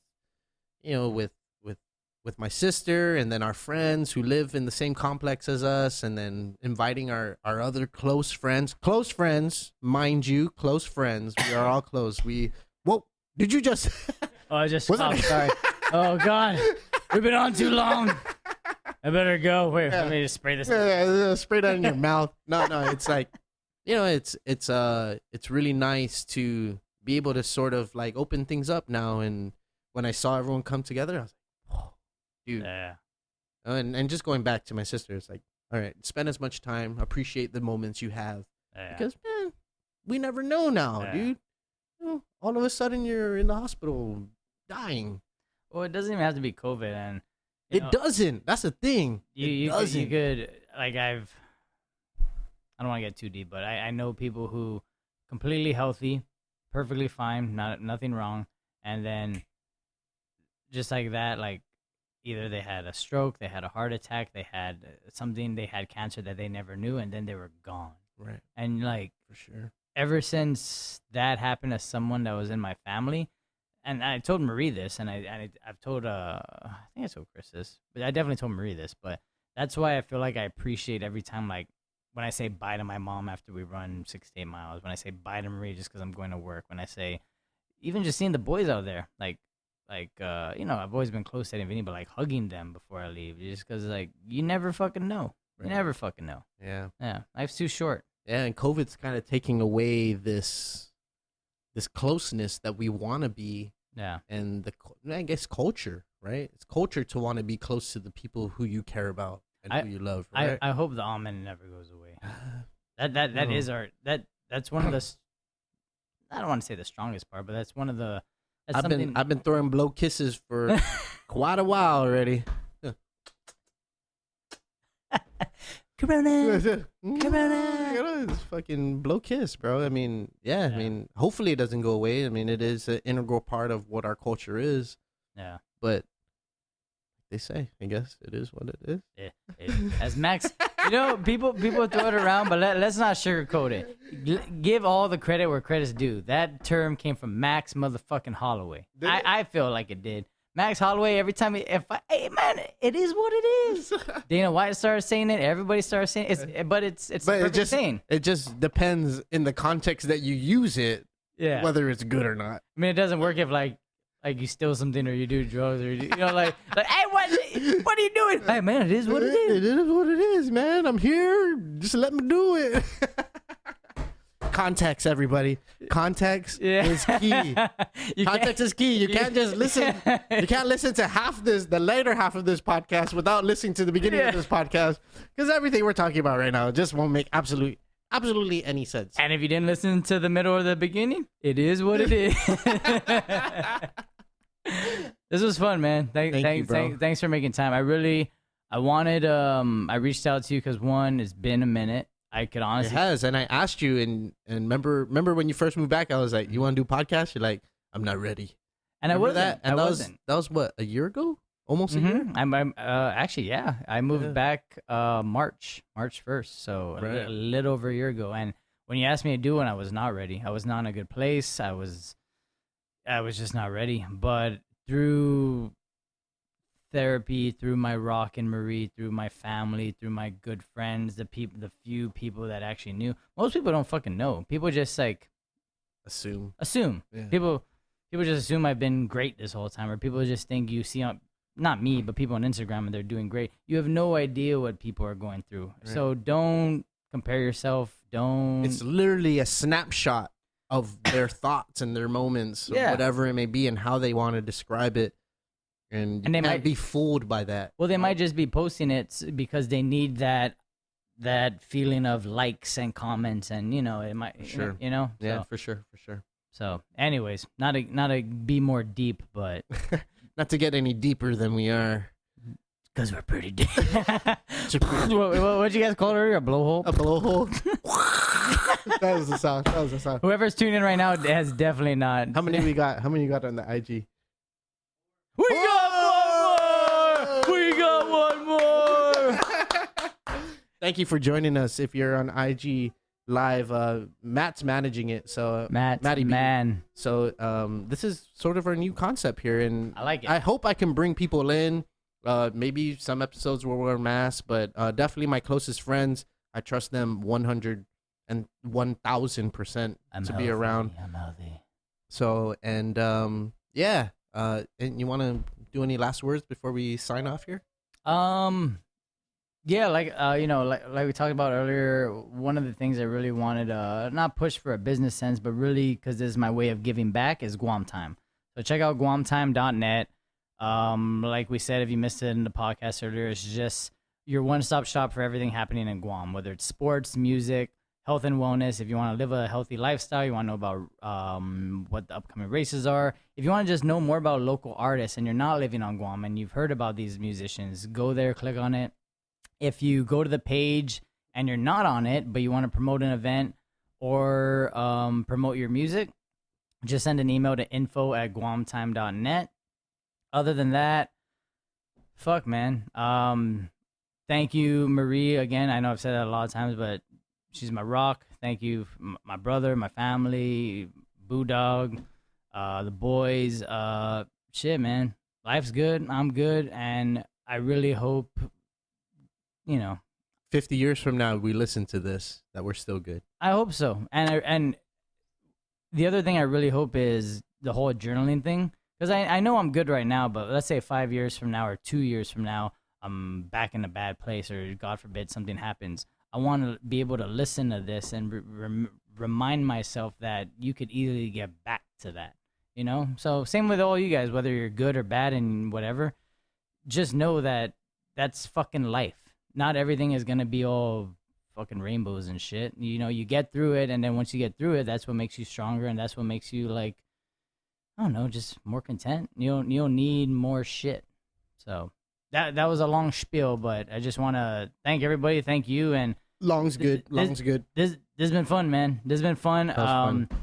I think this is my third or fourth time on here, and I gotta say I've been a fan since day one. I can't wait to see where the podcast goes, and You've definitely man. evolved. Let me tell you that. we've adapted. We've ad- You've adapted. You guys, look at this shit. I came in here and I thought this was part of the apartment. This is fucking dope. Studio. Sorry.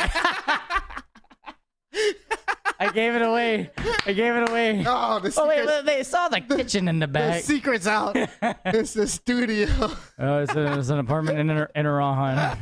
Don't worry, I won't say the village. But seriously, man, thank you, and keep doing what you're doing. We're gonna shake hands again Yeah. and do this again, just because we're fucking, that. But keep doing what you're doing, man, because I really feel like this is not only gonna be good. I already know you already know it's gonna be good for you later on because you can look back on it. But I think This is my notebook. yeah, exactly. I would love to do something like this, but I would have no idea what to start with this. I can help you. I can help you. Simple setup. I got an old handheld. Maybe we gotta work. But Might be able to use those. anyways, just thank you, Boo Dog. This has been a blast. Everybody, thank you. Thank you. And thank you if you're still watching on YouTube or IG Live. I think IG is about to go out. What are we on? Like an hour there or something like that? So, yeah, this is sort of something new. We're all adapting to the new changes in what the coronavirus, COVID-19 has brought us and into our society. And I think as a people, we've done the right things to be able to quote unquote flatten the curve, right? And we do our part. You don't need to force anybody to do anything.